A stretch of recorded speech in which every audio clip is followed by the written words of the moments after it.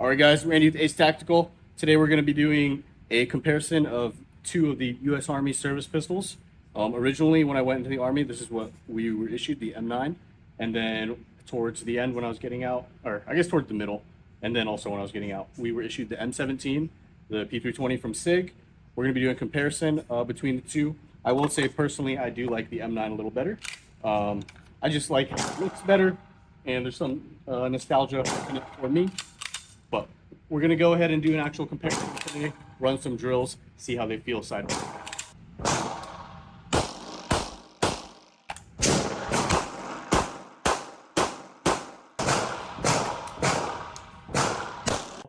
Today, the video we're going to be doing is U.S. Army service pistols. We are comparing the 92 series Beretta, so the 92 FS, the M9, whatever you want to call it. This firearm is cleared, by the way. So 92 FS M9 versus the P320 M17. I know the Marine Corps has issued the M18, so everyone else M17.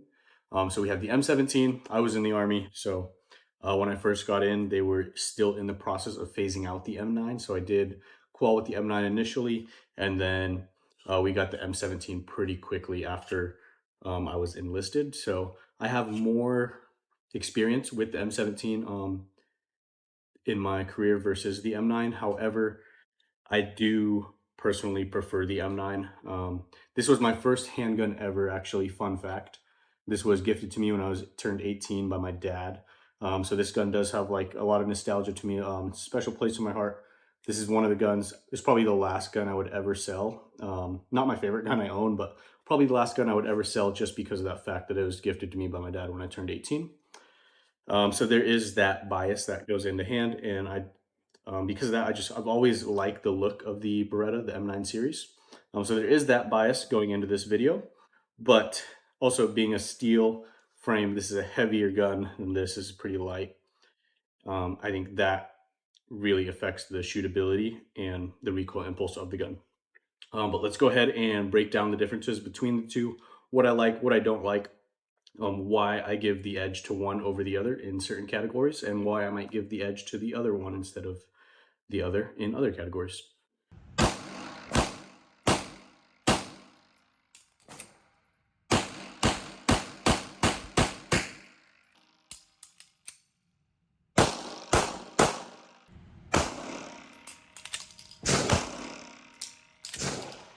First things first, I realized I didn't show this one was clear, but M17 also clear.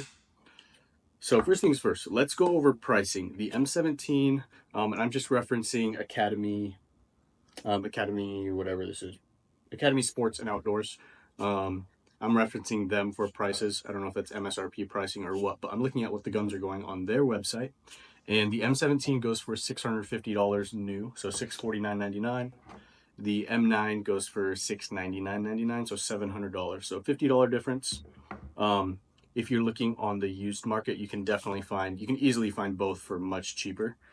You could probably get both for around the $500 mark, being in good condition still.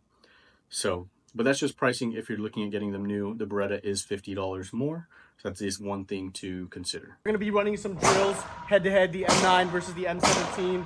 First, we're gonna do a standard Bild drill, so just 6 shots. We have a A-zone target down here. I taped up with tape that line of the A-zone because I had a paper target over it. But we'll go ahead and get started. Bild drill with the M17. All right. Stand by.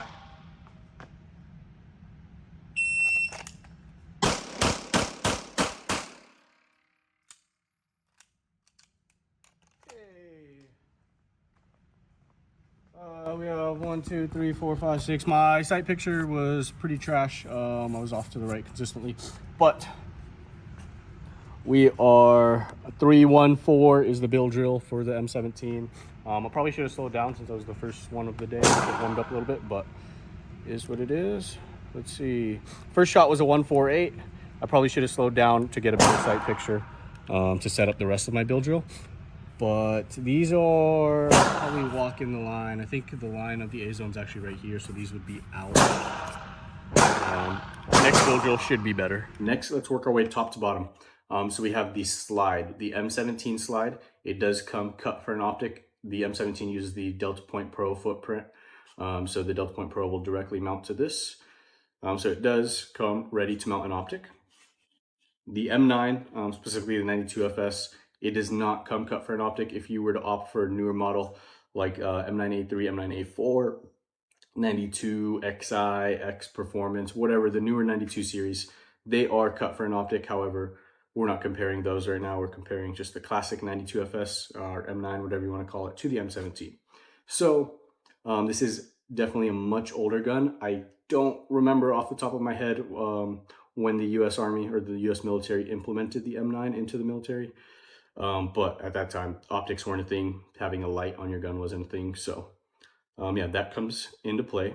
So capabilities of mounting an optic, no capabilities mounting an optic.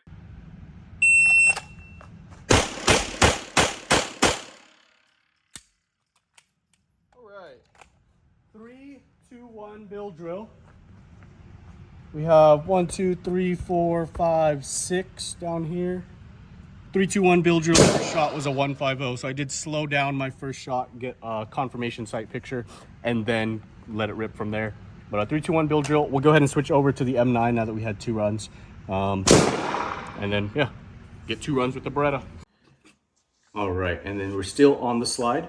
If you look at these, the bore axis of these is pretty similar, actually. I don't think it's not a noticeable difference. The height in the bore axis, one isn't noticeably shorter or taller than the other to where I think it would affect recoil. I think the biggest reason why the Beretta shoots softer, in my opinion, is the weight behind the gun, and also the slide itself. There's much less mass on the slide. So when you see this slide actuating right here, you can see the barrel everywhere around the slide, the top of the slide area. It doesn't cover the barrel like how most guns do right here. You have the barrel covered, so you lose a lot of slide mass with that reciprocating slide on the barrel right here. So because you have less reciprocating mass going on the slide, that also allows for less recoil. I think that's another reason why this feels like a softer shooting gun and why it tracks a little faster, a little bit flatter than the M17. Still remaining on the slide. Again, being an older gun, they do not have slide serrations. They do have this little indent up here if you wanted to, I guess, perform a press check, or if you wanted to rack the gun from the front.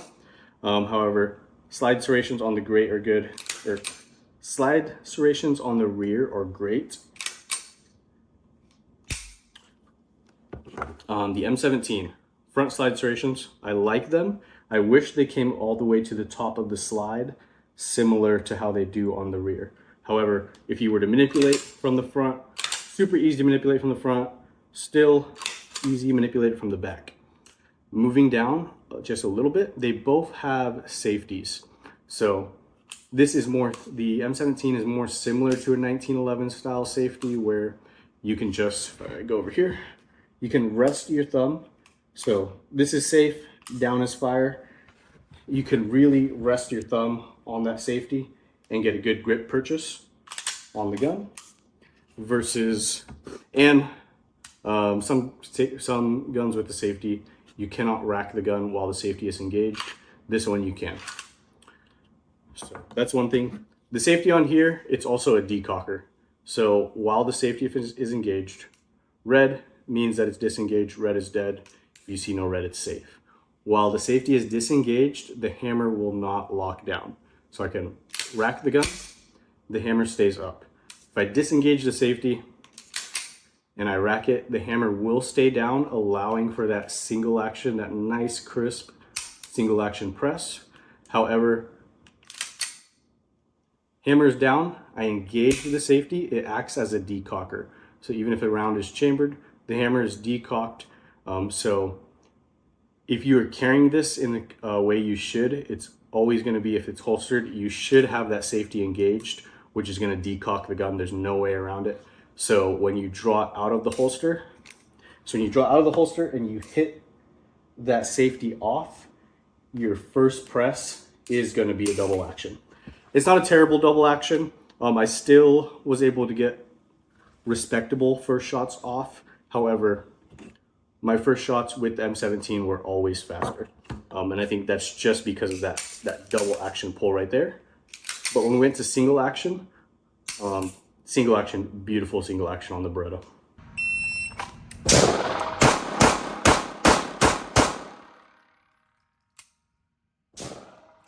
Okay, that was actually a little slower, and I threw one.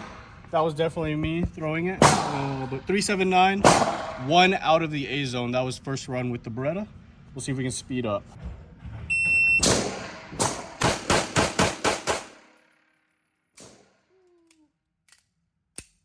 Okay, that was a 298.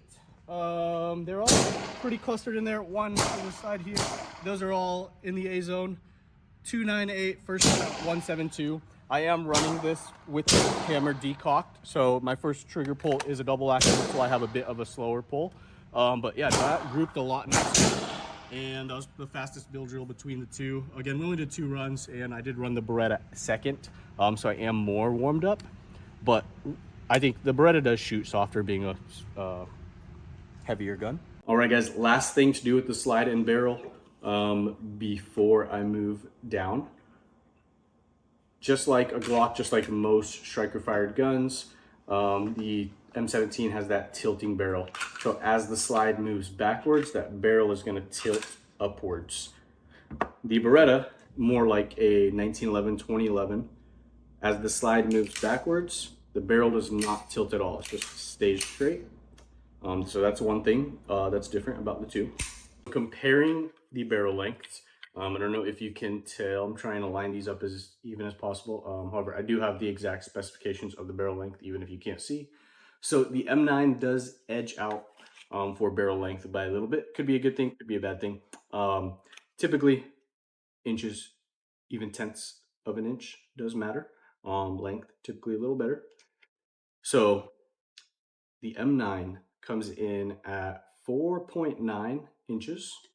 Versus the M17 4.7 inches. So M9 2/10 of an inch longer than the M17. Every 10th of an inch matters, you guys. Trust me. But yeah, this being a little longer, probably, maybe it affects the recoil impulse. Maybe not. Ballistics, maybe not. But all the little things do add up. And I truly do believe the M9 does shoot softer. Stand by.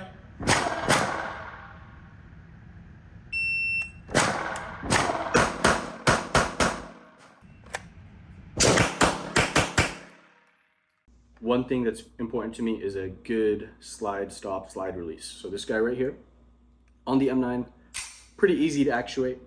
On the M17, also it's still pretty easy to actuate. I don't really have issues actuating the slide release. If I do, I would say maybe it's the manual safety getting in my way. However, I've never really had an issue actuating the slide release. So I don't really have much complaints about either slide release. I do have this other P320 setup. This is a more custom one.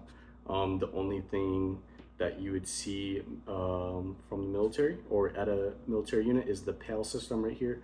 So your pistol IR laser device is this guy right here. Depending on what unit you are in the military, you will be running these on your pistol. Otherwise, everything else you won't really see in the military.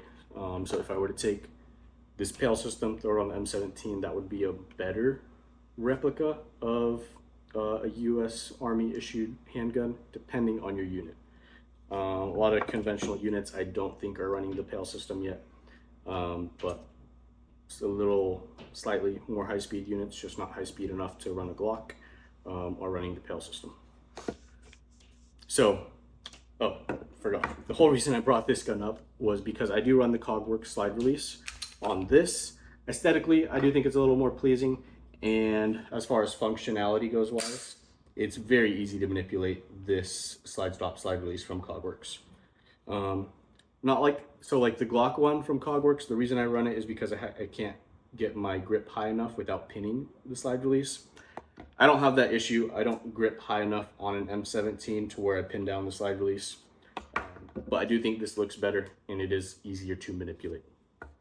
So going down, weight of the gun, we will cover that next. All right, guys, next we're gonna do a El Press. So here, we'll hit a turnaround, 2, 2, 2, reload, 2, 2, 2. We'll do that with both. For the sake of time, I'm not taping up all the hits unless they're out of the zone for the center, and if they are out of the 7 ring for the NRA B8s. We'll go ahead and stand by.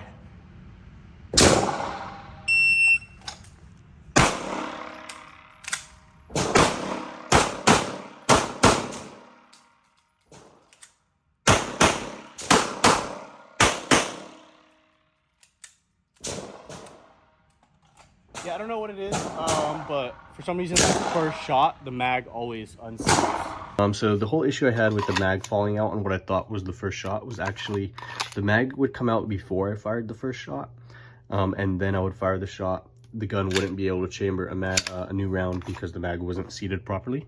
And the reason why I had that happen was because this holster right here, it's not specifically designed for the M17, so it does fit pretty loose, and I can even get it out without hitting the ALS as long as I kind of work with it.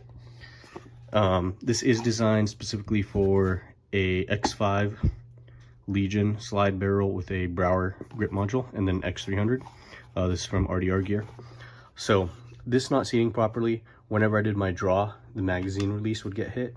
And if you go ahead and review the footage, you'll see when I go to do my draw, the mag is already on its way out. It just gets caught kind of in this position, and then I do my first shot, and that's when I realize that something has happened and there's a malfunction. So I'm not going to hold that against the gun. I'm definitely not going to hold that against the gun in the drills. If anything, it's a user error or equipment error. So just wanted to give you guys a quick update on that. All right, time for that was an 11.44, 12 shots, 11.44. We'll switch it up, hit the Beretta.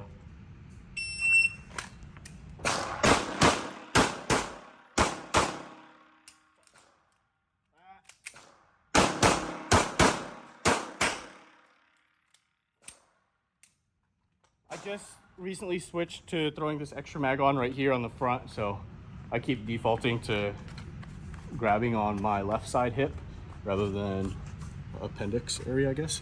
But those are in. Looks like we're in, and looks like we have 4 in here. So clean run, 10.05. The first shot was slower at a 2.09. I did have that malfunction with the M17. I did have that malfunction where that first shot, the mag unseats. The only thing I can think of is maybe the ammo I'm running is too hot, because I know the M17 in general is not, the polymer version M17s are not rated for plus P, so maybe the ammo I'm running is too hot, and that's what's causing it to unseat. I thought it was my grip at first, but it does it every time on my first shot, and it never does it for the other shots. So I don't know, no idea what it could be. But 10.05 for the Beretta. All right, so the M9 comes in at 34.4 ounces, while the M17, let me double check, comes in at, I want to say 29.6 ounces. So quick math, about 5 ounce difference. Not huge, but again, ounces equals pounds. So just a little more weight in the hands to absorb that energy, and you have a softer, slightly softer shooting gun. We'll go down to the trigger. So trigger on the M17, not horrible, not amazing. I don't know what the break weight is. It's definitely heavier than what I'm used to, but I was still able to run it relatively fast. That was the most surprising part to me, actually, was that I had faster splits with the M17 than I did with the Beretta. And maybe that was just me letting it rip and letting it go with the M17, because I think the Beretta has a nicer trigger, a much nicer trigger, and the recoil impulse being softer. In theory, there's no reason why I should have faster splits with the M17 than the Beretta, but I did. Maybe I was just running it faster for whatever reason. But yeah, I had faster splits with the M17 than the Beretta. It's still what I would consider pretty respectable splits. They were sub 0.2. I think my fastest split was like a 1.4 if I remember correctly. And then I don't remember what my fastest split with the Beretta was. I think it was a 1.7, 1.8. I was still able to shoot both of them under 0.2. But yeah, M17 having faster splits was the most surprising part about this whole thing. All right, guys, we are only at 3 yards now, close the distance. We're gonna be ripping 10 rounds into the A zone and then reload 1. And then this is more just to test speed. Tracking flash will test. I do think the single action trigger on the Beretta is a lot nicer than the standard trigger on the M17. The part that will slow you down is that first double action. But we'll go ahead and get into it. 10 rounds fast. All right, stand by.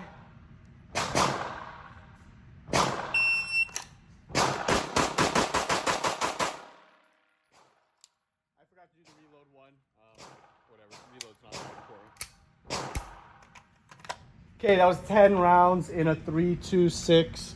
Our grouping's pretty decent. We had 2 climb up here. Again, that was only 3 yards, 9 feet, so nothing crazy, but yeah, 10 rounds, 3-2-6. We'll check our splits. Splits are 1.8, 1.7, 1.8, 1.4. That's the fastest split. 1.4, 1.9, 1.7, 2.2, 2.8. M17. 10 rounds again. Hopefully the mag stays in after the first round still. Well, we'll see. 10 rounds. Stand by.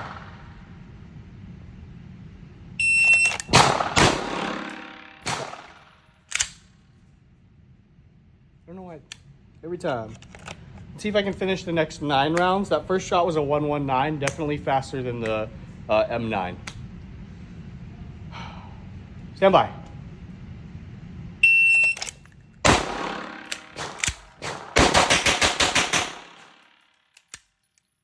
Yeah, I don't know why it's the first shot every time. I have no idea. Couldn't tell you. But that was 4.5 for 9 shots, and I did have to fix that function of the mag falling out.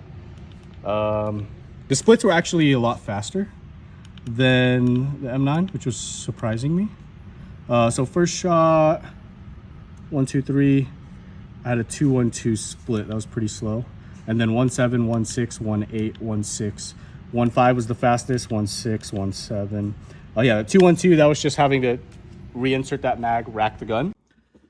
My one complaint, actually my 2 complaints. I don't like the grip module of the M17 at all. I hate this grip module. I think if you just take this grip module away and replace it with either Wilson Combat grip module, Merzon grip module, or right here, my favorite, the Brauer grip module. It turns it into a completely different gun, especially the Brauer grip module, giving it that 1911 angle. The M17 slide on a Brauer grip module, especially with the Spectre Comp trigger, I would have to take over a standard Beretta. However, again, that's not a fair comparison. So if we're just comparing stock for stock, I do like the Beretta grip better. Feels heavier, feels just sturdier in my hand, presents on sight a little more natural. This is not bad, but yeah, the Beretta in most areas takes the win for me. It was just very surprising. I was able to run faster splits with the M17, even faster splits than what I was expecting. I didn't really think I would be able to run the M17 with sub 0.2 splits, but I was, and that was surprising with the stock trigger. Love the Spectre Comp trigger. That is one thing, I guess. If you were to buy the M17 just for personal use, you could get a P320 probably cheaper if you plan on swapping things out. One of the beautiful things about the SIG P320 platform is the modularity. So you just take the FCU out, slap on a bunch of different parts, you get a custom gun. The M9, more difficult to do that. You're kind of stuck with M9 parts. There's not a lot of aftermarket support. There's some Langdon Tactical out there. Langdon Tactical does a great job. He's like the godfather of Berettas. And I have a Langdon Tactical Beretta on the way, actually, that I'm very excited One of the videos in the future, I will be running a Langdon Tactical Beretta. So essentially an evolved version of the M9 versus my P320 Max Michelle. That is the gun I shoot in carry optics. So that's essentially an evolved version of the M17. So I'll be taking evolved version versus evolved version and then rerunning it. Which one? I don't know. I think the P320, the Max Michelle, that's a beautiful gun. That'll probably edge out the victory over the Langdon Tactical Beretta, but we'll see. Those are both guns that I like them both a lot. Obviously, I run the 320 Max Michelle in carry optics, so I like it a lot. Yeah, I don't really have anything left for you guys except for the drills that we ran. We did a Bild Drill. We did 2 Bild Drills with each gun. We did an L-Prez with each gun. And then we did just a 10-round rapid fire at close distance, I think 3 yards, 9 feet. That close round rapid fire, that was where I was able to rip off faster splits with the M17. However, when you take in more technical drills, like Bild Drill at 7 yards or the L-Prez at 7 yards, from what I remember, I'm pretty sure the M9 edged out the victory on both of those, where the M17 edged out the victory on time splits. But yeah, that's all I got for you guys. Thanks for checking out the video. Do me a favor, hit the like and subscribe button. Let me know what you would like to see in the future.